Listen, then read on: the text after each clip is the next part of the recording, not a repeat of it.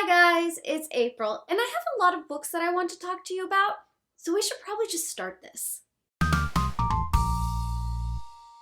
So in February total, I ended up reading 22 books. 7 of those books I read for the Manga Love weekend, so I won't talk about those 7 books, but the rest of the 15, I'm gonna try and get through in a way that doesn't leave you sitting here for an hour, but I make no promises. So for the year total so far, I've read 35 books. These 15 books totaled 3,732 pages, bringing my yearly total to 8,881 pages. For February, I was reading about 173 pages a day. My hourly reading rate was 256 pages an hour, which left me reading about 40 hours this month. And of course, 3.5 of those were for the Manga Love weekend. But with all of that out of the way, I will just start talking about the books I read. I read the whole Locke and Key series by Joe Hill and Gabriel Rodriguez. This is a total of 6 volumes and 1 novella. I have a full review over this series because I wanted to read them before the Netflix series came out. So if you want to check that out, I will link it up above and down below. But this is a darker series that follows the Locke children as they move into the Key house after their father's death. This Key house has some keys associated with it that have all these different magical powers, and of course a dark evil that are trying to get a hold of these keys. It has a lot of nods to some classic horror and just the dark things that these kids have to deal with. I really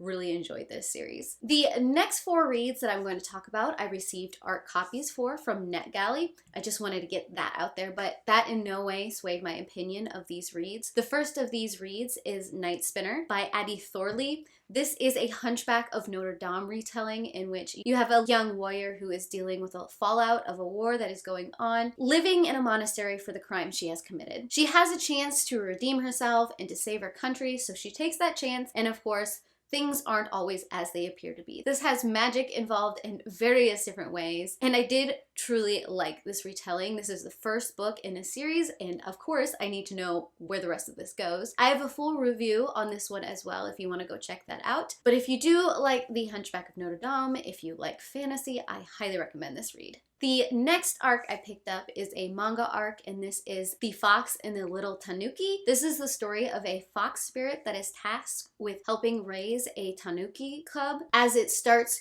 to realize its place in the world and its help to the gods. At first, this spirit fox is not very willing to do anything that anybody says. This is a very cute read. The illustrations were absolutely adorable, and there are a lot of these moments that just melt your heart. But for me, it very much felt like it was a younger read and something that I think that a younger audience will really enjoy. It just didn't have enough substance to really pull me in. The next arc I received is Welcome, which is part of the Mr. Ash Tuesday graphic novel series. This is the story of Victor, who dies and then is dealing with the world of the afterlife. The illustrations in this graphic novel I absolutely love. Everybody is a skeleton, everything is really dark and really gritty. The storyline is very nonsensical. There is a lot of weird and bizarre and random things that happen and things that don't necessarily make sense to you right away. It's almost an Alice in a Wonderland kind of feel. And I did like it for some of those elements, but it just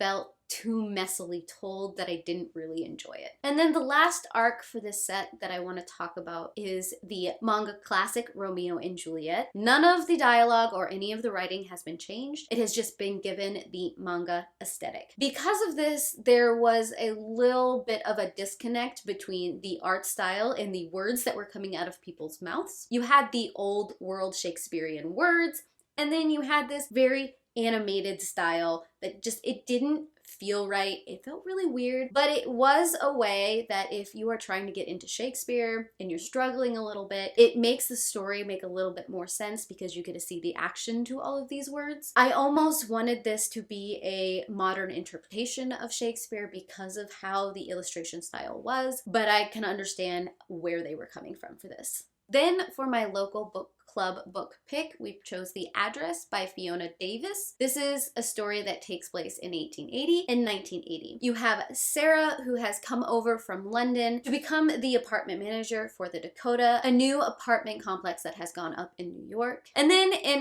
1980, you have the same Dakota, you have New York, and you have some of the descendants of some of the tenants of the Dakota. You slowly go back and forth between the time periods, piecing together things that happened in the past that are affecting things that are set in the future. Overall, I really liked the writing in this book. It is very well structured. However, I wasn't a huge fan of any of the characters, the plot. There were times that I did enjoy some of the settings and some of the scenes and how things were going to lay out, but you could definitely tell that the author took some liberties in history and switched things up a little bit, and I don't know how much I really enjoyed that. I also finally picked up Starsight by Brandon Sanderson, and oh my freaking gosh, I did not see the direction that this book was going in. This is book 2 in the Skyward series, in which we continue to follow Spensa as she's trying to make sure that her people continue to survive. I just like the way that Brandon Sanderson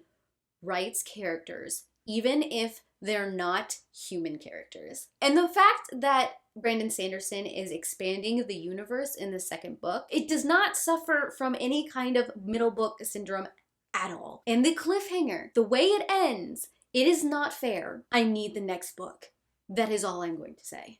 Then for Shay and my book club book pick, we reread Cinder by Marissa Meyer. We're slowly going to be going through the whole Lunar Chronicles series. This is the story of Cinder, a cyborg, in New Beijing. I feel like this is a book that is all over BookTube, and I do have a full review of this whole series if you want to go check that out. We also have a live show discussion up about this book, so I will link that as well. But doing this reread, I think it holds up just the same as it did when I read it 5 years ago. I enjoyed it so much. The pacing is perfect. The cliffhanger is not cool, and I really, really love these characters. Maybe it's a little bit of the nostalgia, but I think Marissa Meyer did a very good job of building up this world, and you can definitely see the pieces of the later books starting to come together in this first book. And last but not least, my final art copy of this month, and of course, as always, that did not sway my opinion in any way, shape, or fashion, is The Sound of Stars by Alechia Dow. I will start out that I did love the diversity in this book, and I do like that it was trying to make some statements about how we are living lives, but I struggled with this book a lot. This is the story of Earth as it has been taken over by a race of aliens called the Elori. The Elori have banned all forms of human art and expression, and they have